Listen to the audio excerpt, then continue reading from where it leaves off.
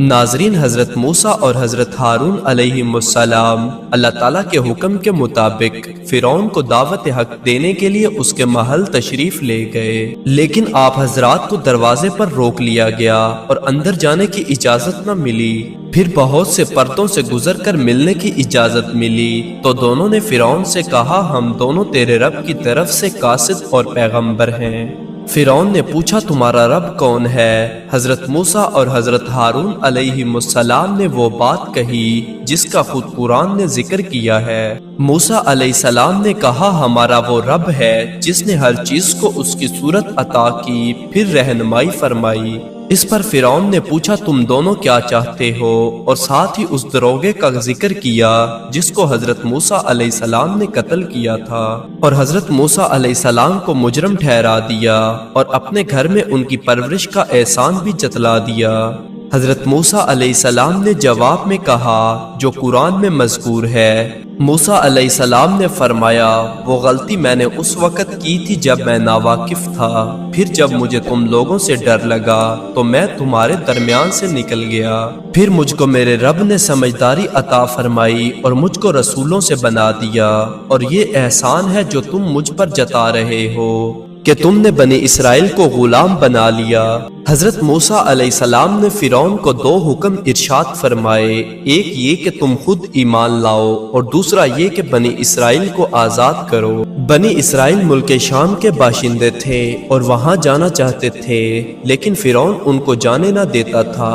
اس طرح 400 سال سے وہ اس کی غلامی کی زندگی بسر کر رہے تھے۔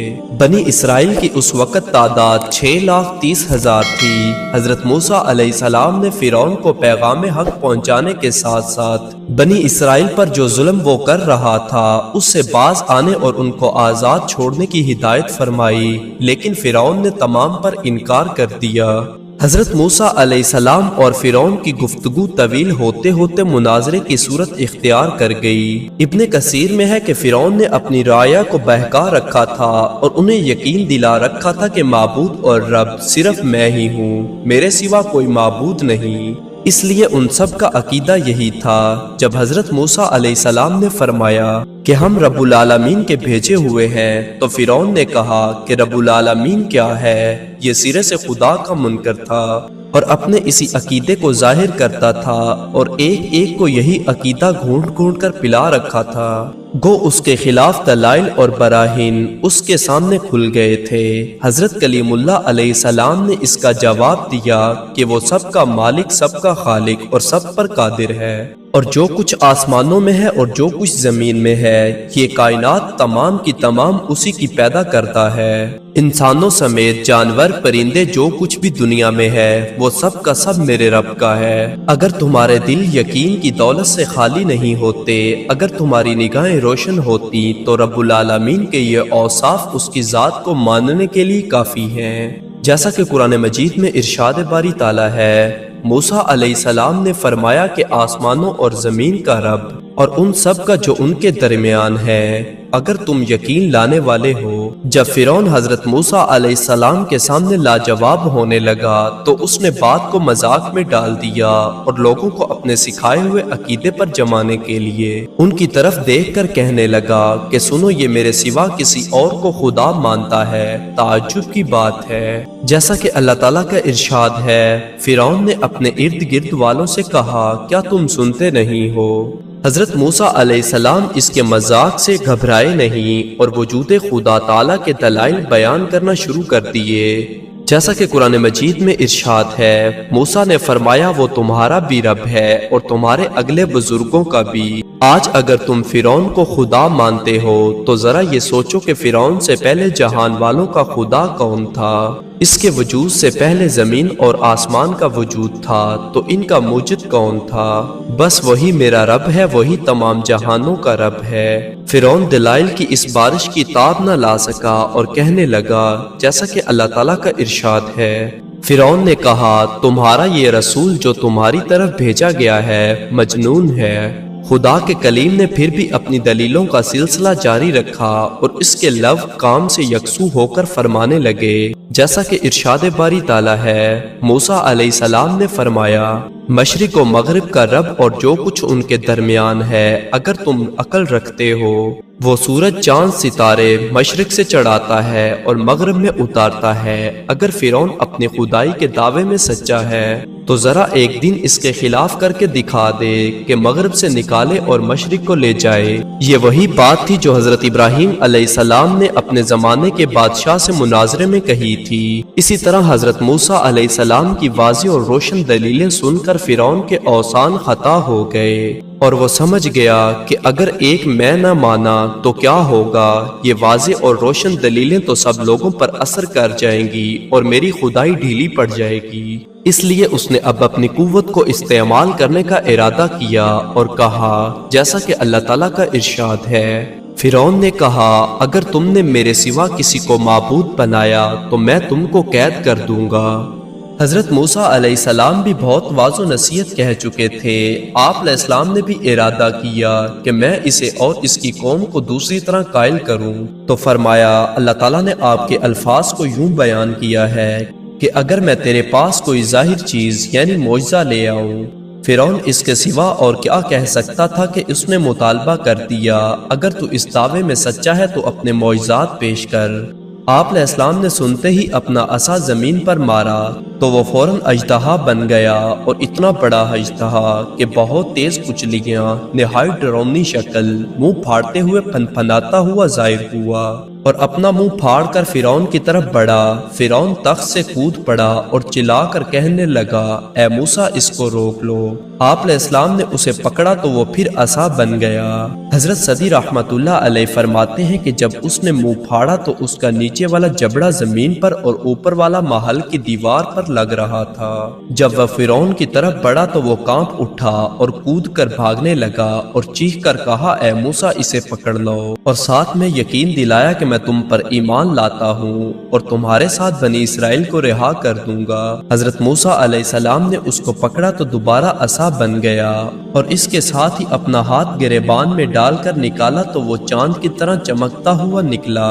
फिरौन को अंदेशा हुआ कहीं अहले दरबार हजरत मूसा अलैहिस्सलाम के दलाइल से मुतासिर होकर हजरत मूसा अलैहिस्सलाम की सदाकत पर ईमान न ले आए। इसलिए उनकी तवज्जो हटाने के लिए अहले दरबार को मुखातिब किया, जैसा कि इरशाद बारी ताला है। और फिरौन ने कहा, ए दरबार वालों, मैं तुम्हारे लिए अपने सिवा किसी को माबूद नहीं जानता, तो ए हामान, मेरे लिए मिट्टी को आग दे, फिर मेरे लिए एक ऊंची इमारत बना ताकि मूसा के रब को झांक कर देखूं और मैं उसको एक झूठा आदमी समझता हूँ। ए हामान, तू ऐसा कर कि गारे की कच्ची ईंटों को आग में पकाकर उनसे एक बुलंद इमारत तैयार करवा ताकि मैं इस बुलंद इमारत पर चढ़कर मूसा के माबूद का पता लगा सकूं। गर्ज वो महल 50,000 राज मिस्त्रियों और मजदूरों की मेहनत से तैयार हुआ।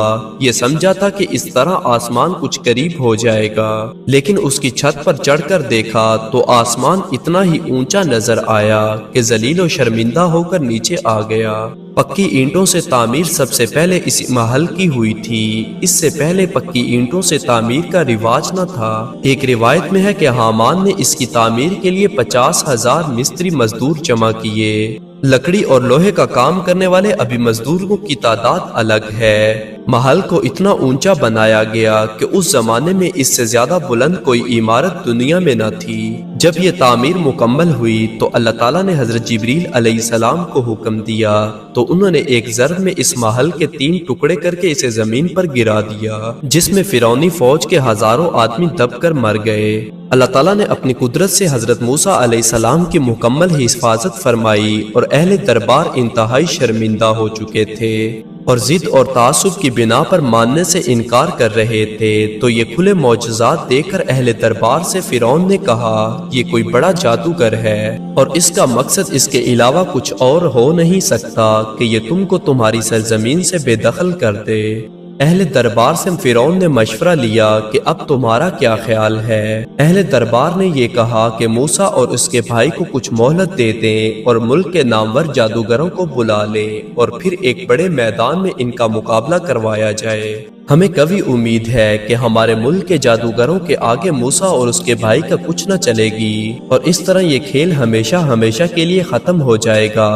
चुनांचे फिरौन ने हजरत मूसा अलैहिस्सलाम को मुखातिब करके कहा कि तू जादू के जोर पर हमारा मुल्क छीनना चाहता है, तू मगरूर ना हो, हम भी जादू में तेरा मुकाबला कर सकते हैं। दिन और जगह मुकर्रर हो जाए, हम भी उस दिन वहां आ जाएंगे और तू भी आ जाना। खुले मैदान में सबके सामने हार जीत का फैसला हो जाएगा और कौन कितना अपनी बात में सच्चा है इस बात का भी फैसला उसी दिन पर छोड़ देते हैं। हजरत मूसा अलैहिस्सलाम ने फरमाया मुझे मंजूर है और मेरा ख्याल है कि इसके लिए तुम्हारा ईद का दिन मुनासिब रहेगा, जैसा कि कुरान मजीद में इरशाद बारी ताला है। मूसा अलैहिस्सलाम ने कहा तुम्हारे लिए वादे का दिन मेले वाला दिन है और ये कि लोग दिन चढ़े जमा किए जाएं। हजरत इब्ने अब्बास रज़ियल्लाहु ताला अन्हुमा फरमाते हैं कि उनकी ईद का दिन आशूरा का दिन था। ये याद रहे कि हजरात अंबिया अलैहिमुस्सलाम ऐसे मौकों पर कभी पीछे नहीं रहते, ऐसा काम करते हैं जिससे हक साफ और वाज़ेह हो जाए और हर एक पर खुल जाए।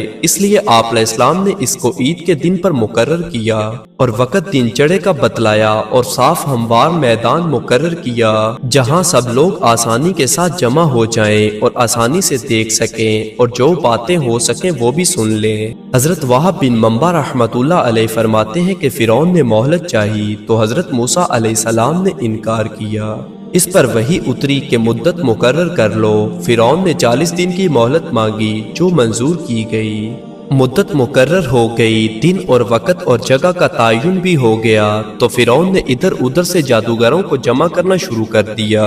उस जमाने में जादू का बहुत जोर था और बड़े बड़े जादूगर मौजूद थे। मुकर्ररा वक़्त तक जादूगर भी जमा हो गए।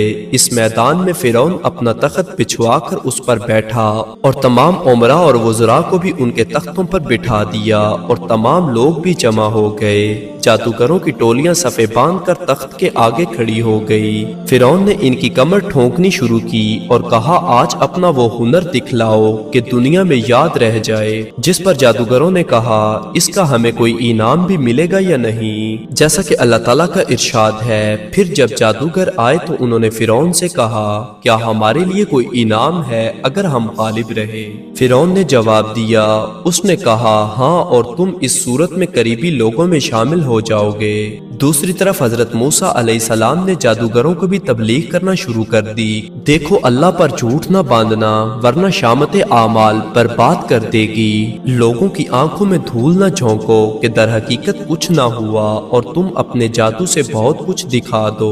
खुदा के सिवा कोई खालिक नहीं, जैसा कि इरशाद बारी ताला है। मूसा अलैहिस्सलाम ने कहा तुम्हारा बुरा हो, अल्लाह पर झूठ न बांधो कि वो तुमको किसी आफत से गारत कर दे और जिसने अल्लाह पर झूठ बांधा वो नाकाम हुआ। ये सुनकर आपस में चेमगोइयां शुरू हो गई और बाज ने तो समझ लिया और कहने लगे ये कलाम जादूगरों का नहीं हो सकता, ये सचमुच खुदा के रसूलों में से है। और बाजों ने कहा हम जादूगर हैं, हम मुकाबला करेंगे। ये बातें बहुत एहतियात और पोशीदा से की गई। जिसके बाद बाआवाज कहने लगे जैसा कि इरशाद बारी ताला है। उन्होंने कहा ये दोनों यकीनन जादूगर हैं, वो चाहते हैं अपने जादू के जोर से तुमको तुम्हारे मुल्क से निकाल दें और तुम्हारे उम्दा तरीके का खात्मा कर दें। जादूगरों ने आपस में मशवरा किया कि दोनों भाई सियाने और पहुंचे हुए जादूगर हैं। इस वक्त तो तुम्हारी हवा बंधी हुई है और बादशाह का कुर्ब नसीब है, लेकिन आज अगर ये बाजी ले गए तो जाहिर है रियासत इन्हीं की हो जाएगी। तुम्हें मुल्क से निकाल देंगे, अवाम उनके माहताहत हो जाएंगे, बादशाहत छीन ली जाएगी और साथ ही तुम्हारे मजहब का मलियामेट कर देंगे। तुम्हारे अशराफ जलील हो जाएंगे, तमाम उमरा फुकरा में शामिल हो जाएंगे और बनी इसराइल जो तुम्हारे गुलाम बने हुए हैं सब उनके साथ हो जाएंगे। तुम्हारी हुकूमत पाश पाश हो जाएगी। लिहाजा इनके मुकाबले में सफबंदी करके अपना कोई फन बाकी ना रखो। जी खोलकर होशियारी और दानाई से अपने जादू के जोर से इनको दबा लो। अगर वो जीत गया तो रियासत उसी की हो जाएगी और अगर हम गालिब आ गए तो तुम सुन चुके हो बादशाह हमें अपने मुकर्रब और खास अरकान में शामिल कर लेगा। जादूगरों ने हजरत मूसा अलैहिस्सलाम से कहा कि तुम अपना वार पहले करते हो या हम पहल करें? अल्लाह के प्यारे नबी ने फरमाया कि तुम पहल करो। चुनांचे उन्होंने अपनी अपनी लकड़ियां और रस्सियां जमीन पर डाल दी और कहने लगे फिरौन के इकबाल की कसम बिलाशुबा हम ही गालिब रहेंगे। انہوں نے لوگوں کی آنکھوں پر جادو کر کے انہیں خوف زدہ کر دیا۔ پہلے حضرت موسیٰ علیہ السلام کی آنکھوں پر جادو کر کے بندش کر دی، پھر فرعون کی آنکھوں پر، پھر تمام لوگوں کی آنکھوں پر جادو کر کے انہیں خوف زدہ کر دیا۔ جیسا کہ ارشاد باری تعالیٰ ہے، پھر جب انہوں نے ڈالا تو انہوں نے لوگوں کی آنکھوں پر جادو کر دیا اور ان پر دہشت طاری کر دی اور بہت بڑا جادو دکھایا۔ جادوگروں نے اپنی رسیاں اور لاٹھیاں ڈال دی اور لوگوں کو نظر بندیاں کر دی اور یوں دکھائی دینے لگا جیسے جو کچھ ہے وہ سب دکھائی دے رہا ہے، لیکن حقیقت میں دکھائی نہ دے رہا تھا، اور لوگوں کے سامنے رسیاں اور لاٹھیاں تھی، مگر دیکھنے والوں کو یوں محسوس ہو رہا تھا کہ یہ سانپ ہیں۔ ان کی لاٹھیوں اور رسیوں سے پورا میدان پر ہو گیا اور آپس میں گڑمڑ ہو کر اوپر تلے ہونے لگے۔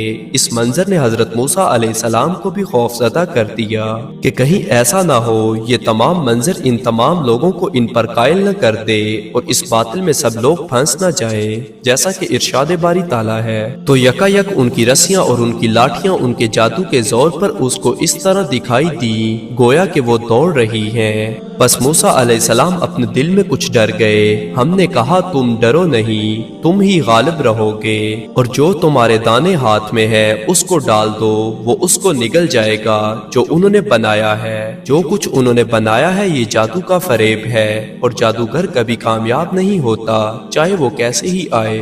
حضرت موسیٰ علیہ السلام پر وحی آئی کہ اپنے دائیں ہاتھ میں موجود لکڑی کو زمین پر پھینک دیں۔ آپ علیہ السلام نے جب لکڑی پھینکی تو وہ ایک بہت بڑا اژدہا بن گیا، جس کے پیر بھی تھے اور سر بھی تھا، کچلیاں اور دانت بھی تھے۔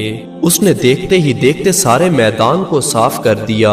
اس میں جادوگروں میں جتنے بھی کرتب تھے سب کو ہڑپ کر لیا۔ اب سب پر حق واضح ہو گیا اور معجزہ اور جادو میں تمیز ہو گئی، حق اور باطل میں پہچان ہو گئی۔ سب لوگوں نے جان لیا کہ جادوگروں کی بناوٹ میں اصلیت کچھ بھی نہ تھی۔ جادوگروں نے جب یہ منظر دیکھا تو انہیں یقین ہو گیا کہ یہ کام انسانی طاقت سے خارج ہے۔